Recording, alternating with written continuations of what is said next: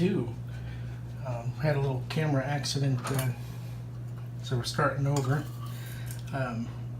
Soap Making 101, Part 2, the making of soap. We started with cold water and the appropriate amount of potassium hydroxide.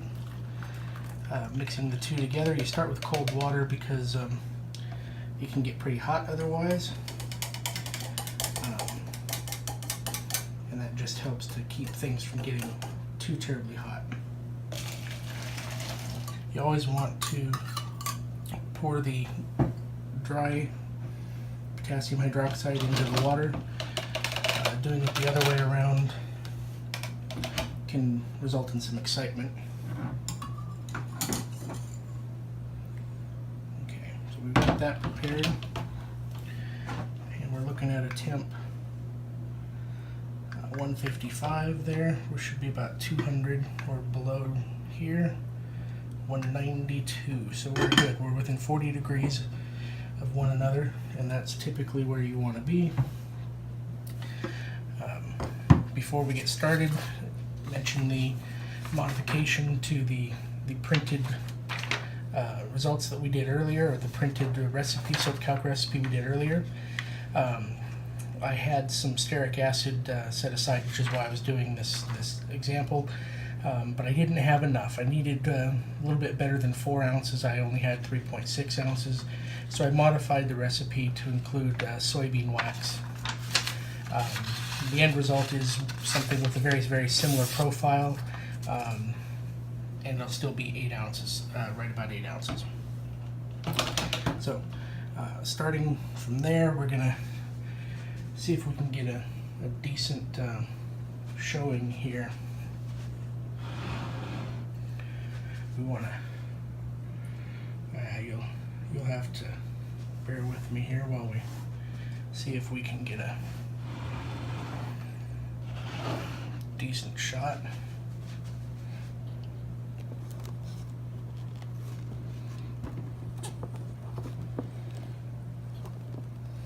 Yeah, we want to be able to get it right in there so you can see what's about to happen. All right. Back at it. Right, we're going to mix potassium hydroxide in with the melted oils. I've melted the stearic acid, the coconut oil, the soy wax, and added the glycerin all at the same time.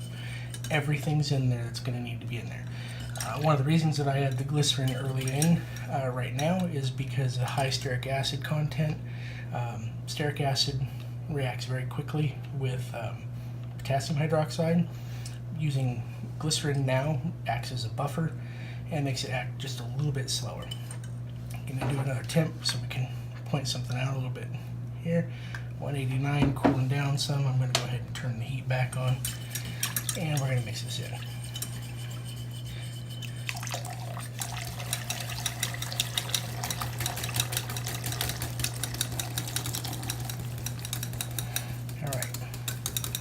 And already you should be seeing a fluffy white soap. Now we're just going to stir this and stir it and stir it. If you're using a bigger crock pot, you'd want a stick blender, but in this small one here, we're just going to hand mix.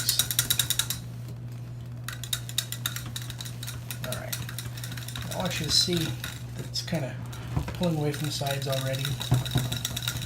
Very quick. You can start to see at the edges. Let's see, we're 200. I added 190, 155, mixed the two together, and we're at 200. That's because the reaction creates heat.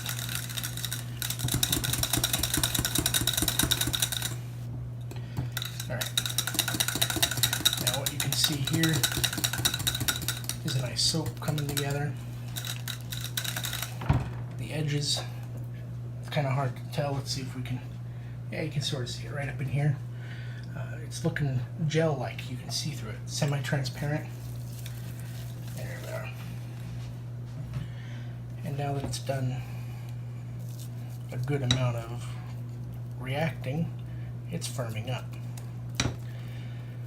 And this is why, in this particular recipe, of course, you wouldn't use a whole lot less liquid.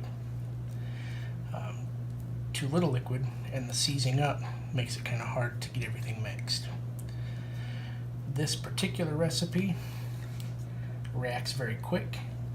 It really is safe at this point. We'll do a quick zap test here in a second.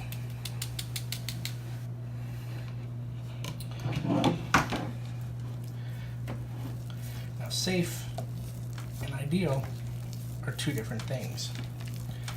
Ideally, we're going to have this cook longer. Why?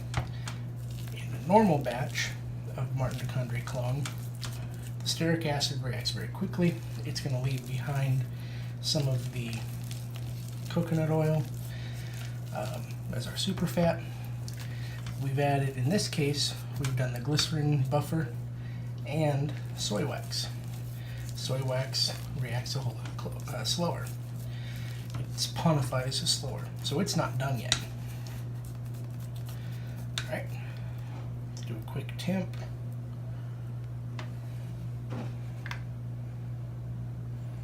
And we're down at 168. See that flash of heat? All right. So what we're going to do now is we're going to cover it. We're going to do a zap test on this part here. Zap test basically is taking this and touching it to your tongue. If it feels like a 9-volt battery, it's still got a lot of lye in it. No 9-volt battery. So at least the majority of it has reacted and done its job. What we're going to do now is we're going to let this cook probably a half hour. The idea is I want to get it back up over 160. I want to get about 180. It's going to turn all gel-like, and then we're going to stir it up. It's going to off gas or off steam some liquid. You can see we're already getting there. Once that's done, we're going to let it cool. If you're using essential oils, you want to cool it below 140. We're using a fragrance oil that can handle pretty high temperatures, so I'm not too worried about that. But we're going to scent this batch before we're done. You can also make unscented and add scents to it later, but you'll see that it's a little bit easier to do scented right now. So we're going to pause the video and we'll come back in about 20 minutes and see what it's looking like. Okay, it's been about 5 or 6 minutes now. Just going to give it a quick stir. Again, right here you can see good evidence of gel, that semi-transparent, translucent. Stir it up. You're getting a thicker product here. This is going to set up and be pretty firm. Okay. So like I say, that's we could have been done 15 minutes ago. We could have mixed it up, stirred it up really good, put it into containers, and been done with it, and let it mature in a container. But what we're doing here is we're heating it to a point where we're just making sure all of that lye that can be used up is used up. I believe that soaps continue to get better over time, which is why I like to age my soaps a month or two. Okay, we're going to be back when that turns kind of translucent again on the top. We're going to be back and we're going to finish this off. We're looking at a temp right now, 163.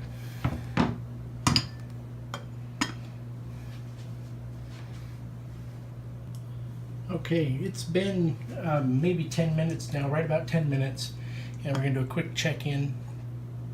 Wanted to show we're already getting condensation on the top, and we're getting the somewhat translucent coloring in the soap. What you'll want to do is you'll want to pay attention when you're cooking your soaps. Part of the reason this is yellow like this is because it has the soy wax in it. Okay, we'll be back in another 10 minutes.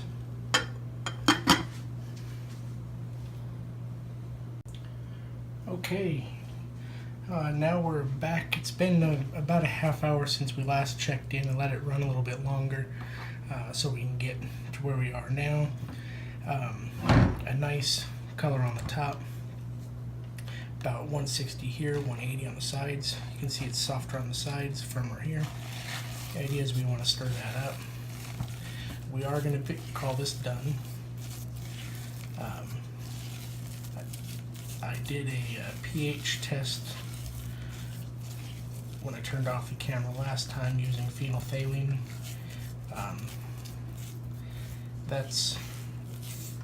I don't know that it's necessary for you to have at home. The zap test is, if you're doing it at home, if it's heavy, like really heavy, it's going to zap you. But it can be still fairly heavy and not give you a zap. Point is, if it's zapping you, you've done something wrong. If it's zapping you by now, you've done something wrong. You can also, I can smell when it's heavy, when it's lye heavy. This one just has a soy scent to it. Okay, so we're good there. We're going to go ahead and 180. We're going to go ahead and kill the heat on that. Now, when I make soap, if I make it in larger batches like this, I would take it and put it in a little cylinder and let it harden, and then cut it up the next day. What we're going to do is we're going to pull this out so it can cool a little bit better.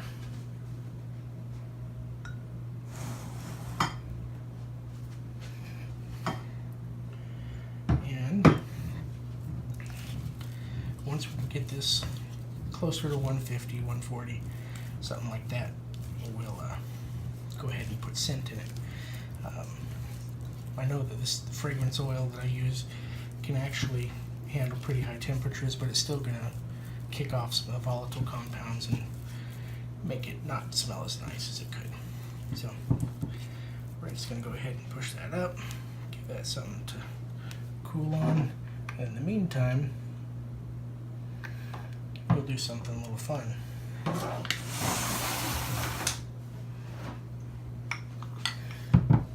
The whole reason we do this is so that we can shave with soap, right? Take some of that hot soap. That's gonna push that onto the bottom here. You can see it's getting waxy on my fingers.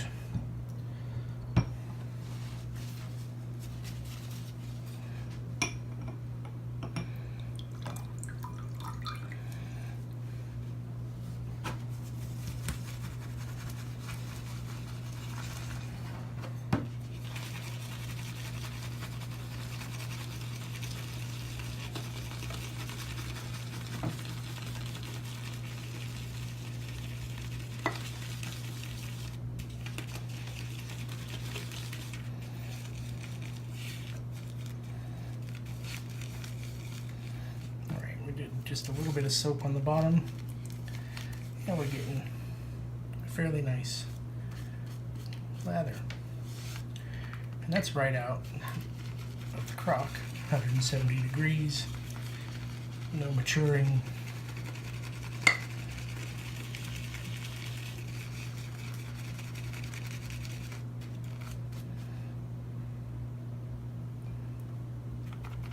Get some more water in there.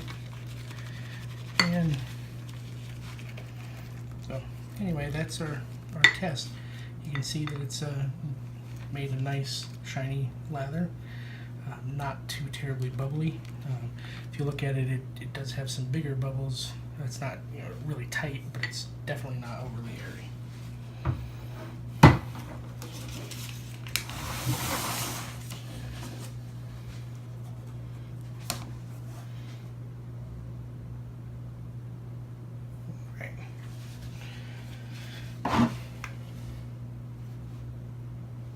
Down to 165, give it a little bit more stirring, and then we'll get moving on the scent and packaging.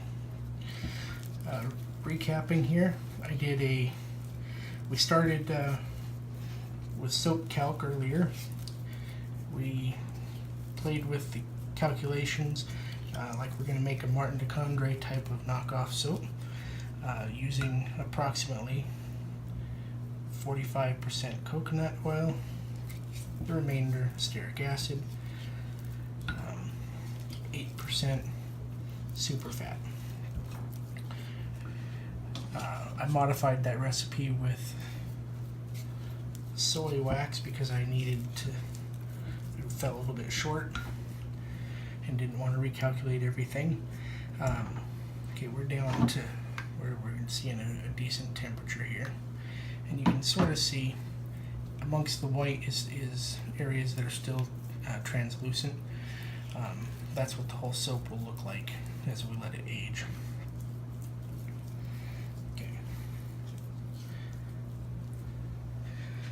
And I have my fragrance oil.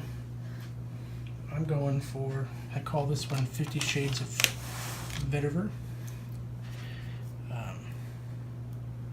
It's supposed to be close to the Tom Ford Gray Vetiver. Not smoky, not bright, something in between.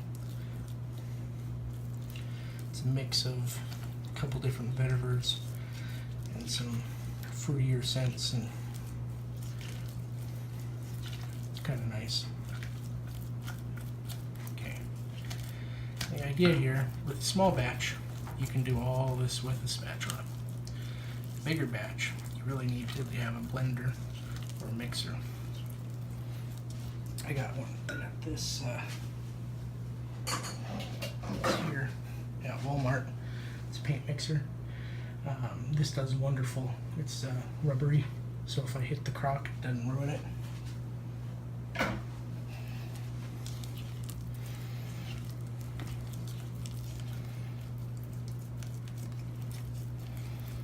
Alright, getting only a little bit of fragrance kickoff, so I think we're okay.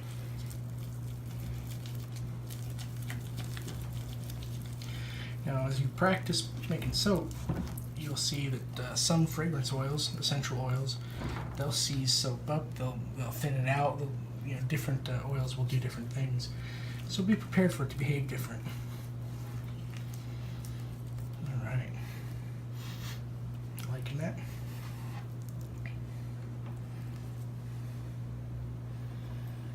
Right into the container.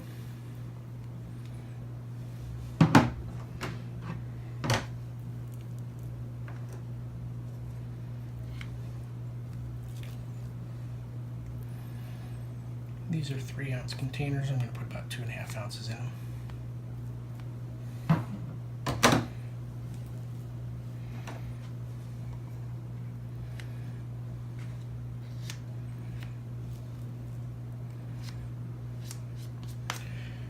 We built our recipe based on actually 8.5 ounces of oil, the way I adjusted. So 8.5 ounces of oil, about 3 ounces of water, about the same in glycerin, close to it anyway, 2 and change, 2.5.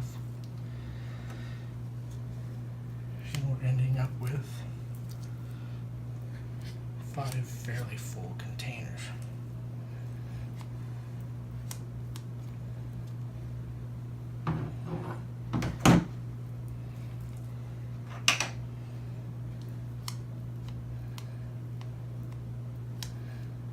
So if you were making this at home, you could do a couple of things. You could scent it the way I did. You could make it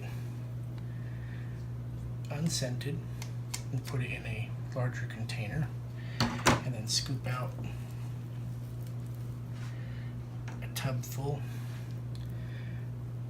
warm it up. You can put it in the microwave, short bursts, to soften it so that you can mix scent into it. Alright.